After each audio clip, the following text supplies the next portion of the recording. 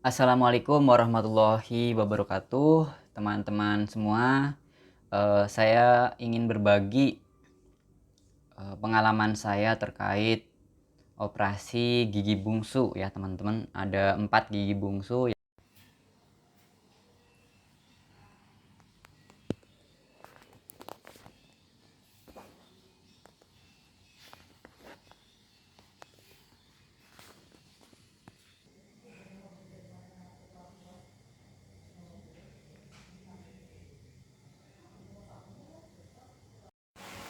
Pemulihannya cepat.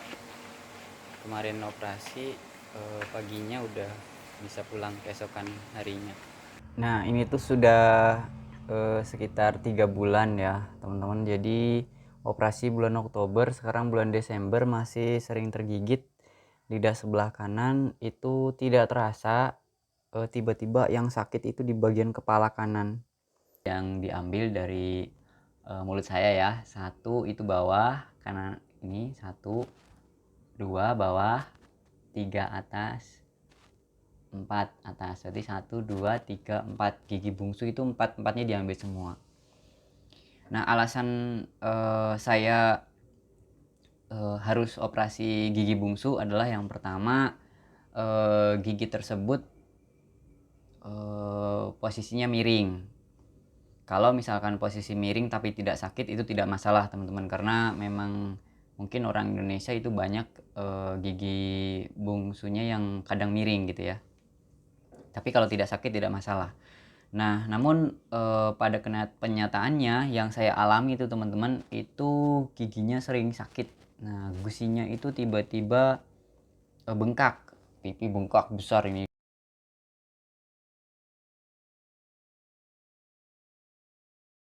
kanan kiri gitu ya.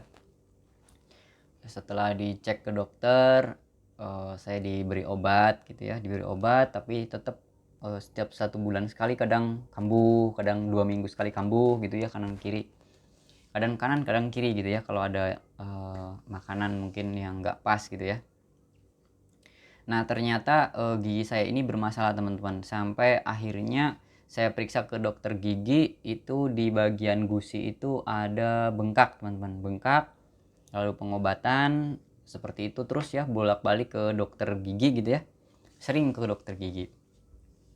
Namun lambat laun saya diberi saran oleh dokter gigi bahwa ini perlu operasi gitu. Gigi saya itu perlu operasi karena kalau tidak dioperasi ya kambuh-kambuhan terus dan harus minum obat terus gitu kan. Sakit minum obat 1 minggu sembuh, sakit minum obat 1 minggu sembuh, tapi kan kasihan ginjal kita gitu. Nah, di situ saya berpikir, wah ini ya kayaknya cabut nggak ya? Takut juga kan awalnya. Nah, setelah itu kata dokter gigi sebaiknya dicabut, tapi saya nggak dok, minum obat dulu aja, saya minum obat. Eee, Selanjutnya kambuh lagi ya teman-teman, kambuh lagi tiba-tiba ada benjolan teman-teman, benjolan di gusi saya. Nah, saya biarkan, saya minum obat dari apotik gitu ya, tiba-tiba benjolan itu nggak sembuh-sembuh teman-teman. Nah, akhirnya setelah saya buka gitu ya, saya kasih senter, ternyata ada sedikit kayak mata nanah gitu ya teman-teman, bernanah gitu. Wah, ternyata bernanah. Akhirnya saya ke dokter gigi, di dokter gigi itu disedot gitu ya, nanahnya disedot gitu. Kemudian saya minum obat lagi, sembuh lagi. Tapi kambuh-kambuhan terus teman-teman. Pokoknya di sini saya udah nanya ke dokter, "Gimana dok? Ada nggak cara lain selain operasi?" gitu. Ya itu caranya memang kalau sakit obati gitu, karena sulit. Itu posisinya giginya jenengan itu miring gitu, dokter sampai gede-gede gitu ya, sampai geleng-geleng kepala lah bahasanya gitu. Mungkin satu-satunya jalan kalau pengen nggak sakit, nggak sering sakit ya operasi. Akhirnya saya coba beranikan diri teman-teman. Saya mencoba daftar di RSUD terdekat ya daerah saya. Tapi sebelumnya saya ke puskesmas dulu teman-teman. Ke puskesmas itu saya daftarnya nggak online teman-teman, langsung, karena di daerah saya masih secara manual ya. Langsung cuman ada pencet kayak nomor antrian, dicek sama dokternya, ternyata kemungkinan ada 4 yang harus diambil kata dokter juga yang di puskesmas itu. Saya dapat rujukan ke RSUD. Di RSUD kemudian saya daftar secara online gitu, nomor antrian sekian misalnya gitu teman-teman ya. Kemudian setelah itu saya diminta untuk ini apa namanya, rongsen. Nah, rongsen yang pertama itu gigi dulu ya teman-teman, rongsen gigi. Ini rongsen gigi seperti ini.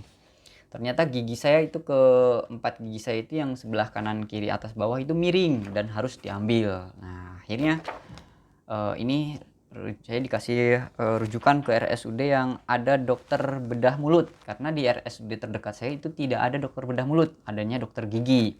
Nah, ini yang perlu teman-teman ketahui, bahwa dokter gigi, dokter bedah mulut itu berbeda ya teman-teman. Bedah mulut itu ternyata kuliah lagi teman-teman, kuliah lagi, jadi spesialis gitu ya, dokter bedah mulut. Akhirnya saya masuk ke RSUD yang lebih besar lagi, lebih lengkap lagi. Perjalanan kurang lebih 2 jam, dan saya pendaftaran teman-teman, daftar dari seminggu yang lalu gitu ya. Saya dapat nomor 12 kalau nggak salah. Ngantri seperti biasa sampai jam 5 sore gitu ya. Udah biasa teman-teman, memang ngantrinya luar biasa bener saya teman-teman, karena ini pertama kali saya masuk rumah sakit besar gitu ya. Dan itu bagi saya, aduh, saya bingung teman-teman, sendirian, nggak ada teman gitu ya. Ya di situ, aduh, bingung, pengen ke toilet, pengen apa, takut dipanggil gitu ya. Kalau bisa teman-teman nih, saran aja kalau mau operasi bareng dengan keluarga, biar ada gantian gitu ya. Jadi lebih nyaman. Jangan lupa juga sarapan teman-teman. Nah, di RSUD yang lebih besar itu saya rongsen lagi teman-teman. Nah, tadi yang ini kan. Tadi yang ini. Nah, tadi yang ini rongsen lagi teman-teman, karena untuk meyakinkan ya yang ini. Nah, ternyata memang harus diambil empat-empatnya teman, kata dokternya. Akhirnya teman-teman, saya mendapatkan antrian kurang lebih sekitar 1,5 bulan ya teman-teman ya.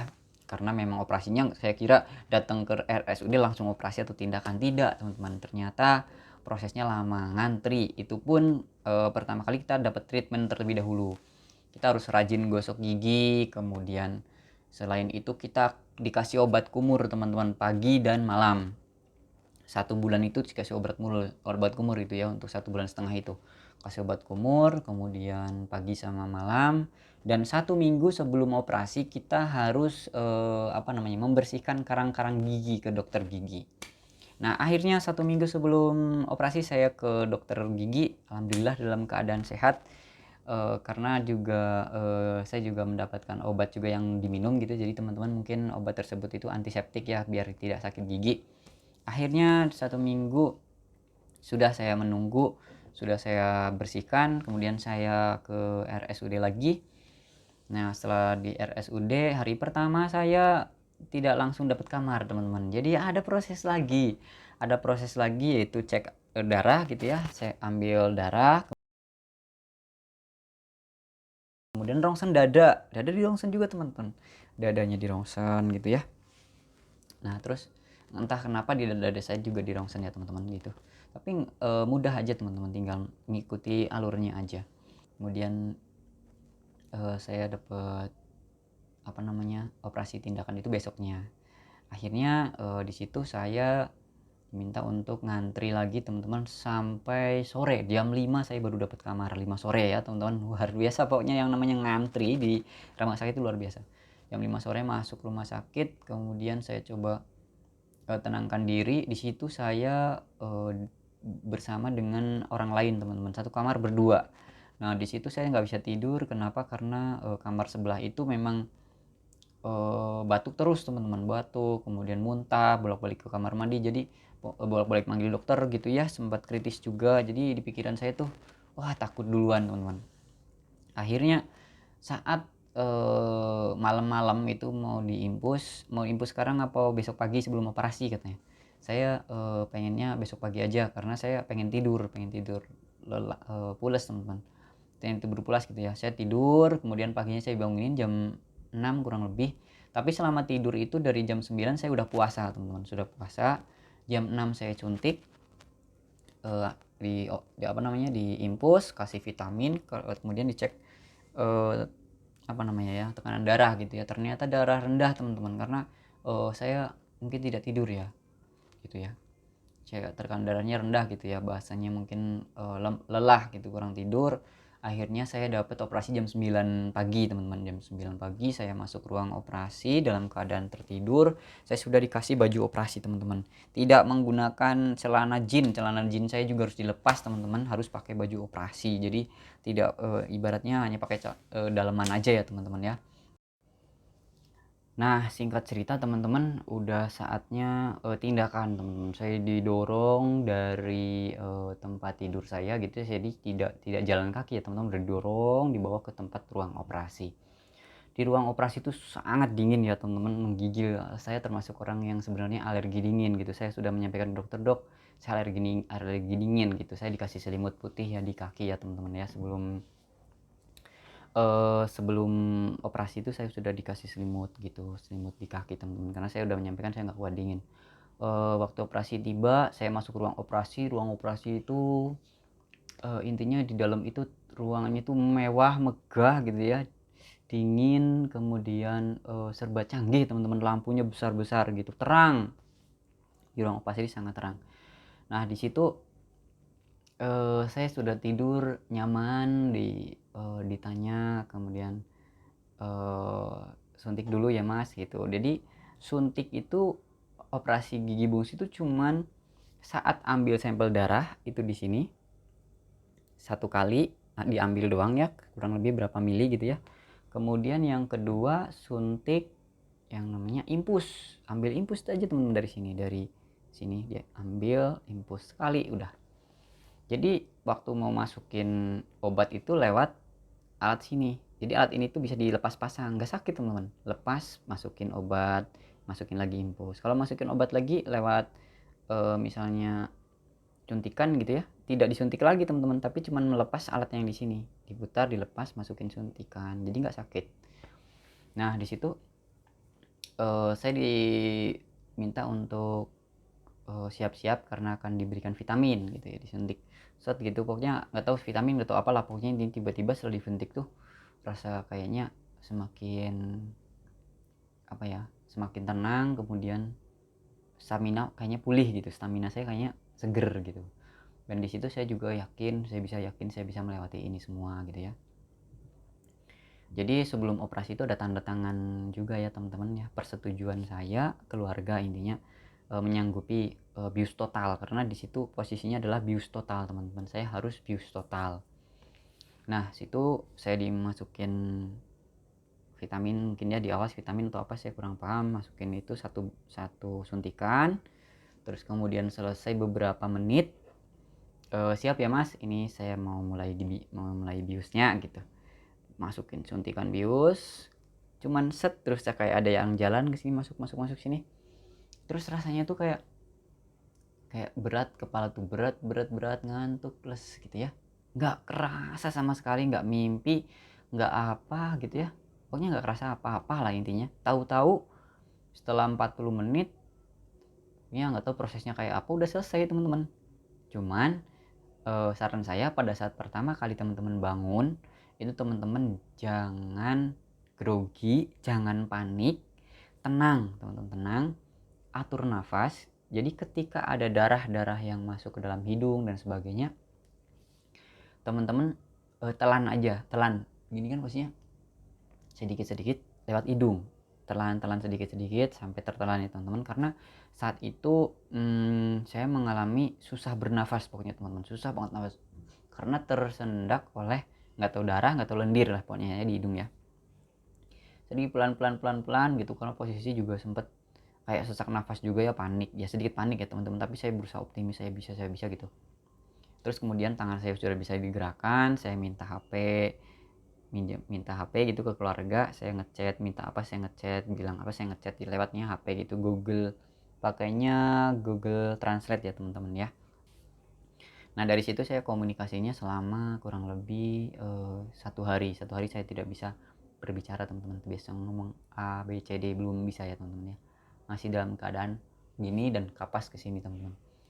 Nah pertama selesai gitu ya, selesai kapas tuh diambil, keras banget diambilnya, tapi dalam posisi kita itu nggak sakit. Jadi si susternya itu narik kapas yang nempel di gigi itu keras banget, mungkin karena nempelnya kenceng gitu ya. Tarik yang sebelah kanan agak kesusahan, tarik aja nggak sakit, tarik baru lepas. Setelah lepas saya mulai diminta untuk minumnya air susu putih gitu ya, air susu. Kemudian makanannya juga kayak agar, kayak bubur gitulah pokoknya, yang lembut-lembut teman-teman, dan nggak bisa ngunyah, kanan kiri belum bisa ngunyah, jadi kita nelennya juga lewat jalur tengah ke sini, langsung ditelen gitu. Nah itu memang menyiksa sekali teman-teman waktu setelah operasi. Jadi saat operasi tidak sakit sama sekali, tapi pasca operasi itu teman-teman harus sabar, betul-betul harus sabar ya teman-teman ya. 1 minggu teman-teman saya ndak makan nasi. Jadi bisa makan nasi itu setelah 1 minggu ya, baru enak makan tuh 1 minggu gitu ya. Jadi posisi 1 hari setelah operasi saya tuh udah bisa jalan teman-teman, udah bisa mondar-mandir. Yang penting teman-teman disiplin, saatnya minum susu ya minum gitu, saatnya makan ya makan, dengan bantuan oleh keluarga kita teman-teman ya. Nah saat pertama kali saya dikasih air susu itu ya teman-teman, karena susah ya, karena saya juga takutnya kalau diminum langsung takut kena bekas operasinya kan. Jadi saya tetes lewat sendok gitu, netes kan darah banyak ya teman-teman. Itu yang ngasih minum itu mau pingsan teman-teman, karena ya takut dengan darah gitu. Kalau bisa teman-teman keluarganya yang berani ya teman-teman, berani dengan kondisi pasien yang sedang sakit, apalagi dengan darah. Jangan sampai orang yang trauma dengan darah jadi yang mau nolongin jadi malah jadi pingsan dulu di kamar mandi ya teman-teman ya, karena mual muntah gitu melihat darah. Akhirnya minta bantuan juga dan akhirnya bisa masuk ya, asupannya masuk. 1 hari saya sudah bisa jalan, besoknya teman-teman saya sudah bisa pulang ya teman-teman. Jadi cepat teman-teman, cepat. Belum punya stamina teman-teman, belum punya stamina karena kita belum makan nasi. Ingat teman-teman, kita tuh cuma bubur sumsum, makanannya bubur sumsum. Kemudian habis itu minum obat gitu ya, kemudian disuruh kumur juga teman-teman, dikasih obat kumur ya. Saya coba 1 minggu saya mulai melewati masa-masa sulit ya teman-teman. Susah ini susah itu, gosok gigi juga pelan-pelan banget teman-teman ya. Setelah operasi itu gosok gigi teman-teman ya, tapi pelan-pelan gitu. Kumur juga pelan-pelan banget. Nah pasca operasi 1 minggu saya ada yang ganjal teman-teman, lidah saya teman-teman. Lidah itu saya kayak ngerasa lidah saya itu belum memiliki apa ya, rasa yang maksimal gitu. Ada ketika dipegang tuh kayak kebas gitu teman-teman, kayak mati rasa gitu ya, kebas gitu. Terus kalau pipi udah mulai enak kan nih dipegang gitu ya, saya takut kena pipi juga kan. Pipi juga saya coba kanan kiri gitu ya. Kemudian ini bibir gitu ya, alhamdulillah teman-teman semuanya normal. Tapi 1 minggu itu saya ngecek lidah kanan saya, kemudian gusi kanan saya yang bawah itu masih kebas teman-teman, kebas artinya mati rasa teman-teman. Nah ini risiko operasi gigi bungsu memang ada teman-teman, itu saya alami teman-teman. Ini sampai sekarang ini udah 1,5 bulan ya, hampir 1,5 bulan. Itu masih kebas ya, masih mau 1,5 bulan saya masih mati rasa teman-teman, lidah saya yang sebelah kanan. Nah ini yang sebelah kanan sering banget tergigit dan tidak sakit. Coba teman-teman bayangin, tergigit tidak sakit lidahnya, tapi sini sakit banget, sini teng, kesini sakitnya luar biasa ketika makan daging gitu kan. Lidah tuh kegigit tapi lidah tuh gak sakit, yang sakit itu sini nih. Saya ngerasain sendiri, bener ini pengalaman saya teman-teman, pengalaman saya bener-bener. Nyatanya memang 1,5 bulan ini saya masih dalam kondisi 6 bulan ke depan itu pengobatan teman-teman. Saya minum obat saraf teman-teman ya. Jadi saraf itu ada 2 kata dokter itu, saya coba cek di puskesmas ya teman-teman ya, itu kanan dan kiri. Nah lidah kanan, gusi kanan saya yang bermasalah. Akhirnya saya dikasih obat, diberikan obat dan saya konsultasi. Ya memang resikonya ya kemungkinan bisa permanen gitu ya, permanen artinya mati rasanya bisa selamanya, dan ada kemungkinan untuk sembuh. Doa aja dan berusaha teman-teman ya. Saya juga lagi berusaha teman-teman ini biar cepat sembuh gitu ya. Nah, tapi teman-teman tenang aja, meskipun lidah sebelah kanan saya, lidah kanan sebelah kanan saya ini mati rasa dan gusi sebelah kanan saya ini mati rasa, tapi ini kameranya mirror ya teman-teman. Tapi masih bisa merasakan manis, pahit, asin, panas, dingin gitu ya teman-teman. Itu menggunakan saraf sebelah kiri kayaknya teman-teman. Nah, ini karena ini mirror ya kameranya ya. Saya menggunakan saraf sebelah kiri. Jadi lidah saya sebelah kanan dan gusi saya sebelah kanan ini mati rasa atau kebas teman-teman. Dan itu gimana rasanya? Ya ketika disentuh itu nggak kerasa sama sekali, nggak kayak ada satu benda yang ke situ tapi bunyi tapi nggak kerasa gitu. Gosok gigi pun kayak gimana ya, kalau yang kerasa gimana ya, sedikit-sedikit gimana gitulah, pokoknya susah diungkapkan teman-teman. Kayak ada benda tapi kok nggak kerasa gitu. Nah itu teman-teman. Tapi kalau saya memilih apakah harus kayak kembali seperti dulu sering sakit atau sekarang malah nggak pernah sakit gigi lagi teman-teman ya. Cuman ya memang kita makannya harus hati-hati karena ketika menggigit memang lidah yang sebelah kanan ini tidak langsung nutup cepet gitu ya teman-teman. Mungkin sarafnya tuh terganggu ya teman-teman, sedikit terganggu. Jadi kadang ketika gigi ketika gigi menyatu seperti ini tuh lidah tuh nggak mau masuk ke dalam gitu. Jadi kena gitu kan lidah tuh, nah gitu nggak mau set gitu kan, kalau harusnya kayak gini kan. Nah gini tapi lidah itu kena gitu, kadang lidah tuh kena, kadang sedikit banget itu. Nah, nah itu yang benjolan itu kegigit, sering banget kegigit. Dan saya menggunakan obat-obat yang namanya harus siap teman-teman, juga harus siap ya. Ini dia Kenalog dan satu lagi nggak ke bawah ya teman-teman ya. Satu lagi juga ada obat sariawan teman-teman. Ada teman-teman ya. Saya gunakan cotton bud untuk sorry jatuh. Cotton bud untuk mengolesinya ke lidah ini gitu ya teman-teman ya. Pakai Kenalog ini cepat sembuh teman-teman kalau sariawan. Saya juga dikasih vitamin B, dikasih mecobalamin gitu ya teman-teman untuk obat sarafnya. Biar cepat pulih. Doakan saya semoga bisa pulih ya teman-teman ya. Nah teman-teman, saya sudah menentukan kesimpulannya ya teman-teman. Kalau suruh memilih, saya memilih yang sekarang teman-teman. Kalau yang dulu saya sering sakit gigi, sakit gusi kanan kiri 1 minggu tuh susah makan dan susah ngomong, minum aja sakit teman-teman kadang. Itu saya dulu. Dan sekarang ya sakitnya ya paling ketika kegigit lidahnya, sini kepala sakit. Ya nggak apa-apa sih teman-teman. Jadi sekarang solusinya ya saya makan pelan-pelan gitu ya, makan pelan-pelan. Meskipun 4 gigi saya itu sudah cabut semua. Tapi teman-teman, uniknya ya teman-teman ya, bekas pencabutan giginya itu kan awalnya bolong dalam ya. Itu sering masuk apa namanya ya, ketika makan itu sering masuk sisa-sisa makanan. Ketika dikumur baru kena, digosok gigi nggak kena teman-teman, tapi dikumur itu baru keluar. Nah itu lama-lama dia akan naik teman-teman, naik dan nanti gusinya mungkin akan lurus gitu ya teman-teman ya. Kemungkinan akan lurus karena kayak semakin naik gusinya teman-teman, jadi lubangnya itu semakin kecil gitu.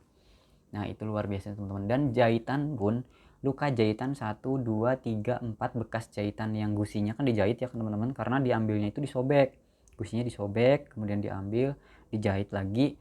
Nah jahitannya itu nggak perlu diambil, jadi daging, bahkan nggak tahu ketelan atau apa gimana gitu, ketelan bisa jadi ya teman-teman ya. Dan itu tuh lunak gitu, nggak kayak mungkin kayak benang-benang yang keras gitu ya teman-teman ya, khusus memang itu bisa menjadi daging gitu. Nah itu teman-teman, semoga pengalaman saya ini bisa bermanfaat untuk teman-teman semua yang mau memilih apakah harus operasi bedah mulut atau cabut gigi bungsu itu ya bahasanya ya, atau memilih pengobatan secara rutin gitu. Ini pilihan kembali kepada teman-teman semua. Nah ini tuh sudah sekitar 3 bulan ya teman-teman. Jadi operasi bulan Oktober, sekarang bulan Desember masih sering tergigit. Lidah sebelah kanan itu tidak terasa, tiba-tiba yang sakit itu di bagian kepala kanan. Jadi lidah itu kalau bagian lagi makan gitu ya, makan bagian kepala sebelah kanan ini sakit, berarti lidah kanan saya tergigit gitu, biasanya berdarah. Nah ini contohnya udah 3 bulan tapi belum kembali seperti semula gitu ya. Jadi prosesnya mungkin lama. Mungkin bagi teman-teman yang punya pengalaman yang sama bisa sharing ya di kolom komentar. Tapi kalau saya pribadi ya teman-teman ya, saya lebih memilih anjuran dokter, yaitu ya operasi gitu. Tidak sakit teman-teman, betul tidak sakit, tapi memang ada risikonya dan teman-teman bisa tanyakan sendiri resikonya. Saya saat itu tidak nanyakan resikonya, tiba-tiba menanggung resikonya. Tapi kalau dipikir-pikir ya karena ini sudah terjadi ya, saya memilih seperti ini teman-teman. Semoga saja ini bisa kembali pulih ya lambat laun. Saya 6 bulan nanti proses periksa setiap bulan sekali saya ke RSUD ya teman-teman, untuk kontrol terkait saraf lidah dan saraf gusi kanan saya. Nah itu teman-teman, semoga bermanfaat ya teman-teman apa yang pengalaman saya terkait operasi gigi bungsu ya teman-teman. Beda dengan operasi gigi yang lainnya, gigi geraham atau gigi yang depan itu ke dokter gigi pun mungkin bisa ya cabut, ke dokter gigi pun bisa. Tapi kalau untuk gigi bungsu itu kebanyakan dari dokter gigi itu menyarankannya kita memang operasi ke bedah mulut. Berbeda ya teman-teman antara operasi gigi dengan operasi bedah mulut. Jadi kalau bedah mulut memang ada yang disobek ya teman-teman, dia di gusinya disobek, giginya baru diambil. Itu pun sarannya memang bius total teman-teman, bius total. Itu saya menggunakan infus dari tangan. Enak banget teman-teman, nggak kerasa apa-apa. Cuman memang ya itu tadi ada resikonya dan kita memang harus sabar teman-teman. Kalau saat operasi tidak terasa apa-apa, betul tidak terasa apa-apa, tidak mimpi, tidak apalah, pokoknya tahu-tahu udah beres gitu. Cuman sakitnya itu saat infus aja teman-teman, infus 1 kali itu ya, kemudian ambil darah 1 kali, ya nggak sakit lah kalau udah yang biasa, apalagi yang biasa donor darah kayak gitu-gitu aja ya sakitnya ya teman-teman ya. Itu teman-teman, semoga bermanfaat apa yang saya sampaikan. Semoga pengalaman saya ini bisa menjadi pertimbangan teman-teman yang mau melakukan operasi bedah mulut atau operasi gigi bungsu. Terima kasih, kurang lebihnya saya juga mohon maaf ya teman-teman. Wassalamualaikum warahmatullahi wabarakatuh.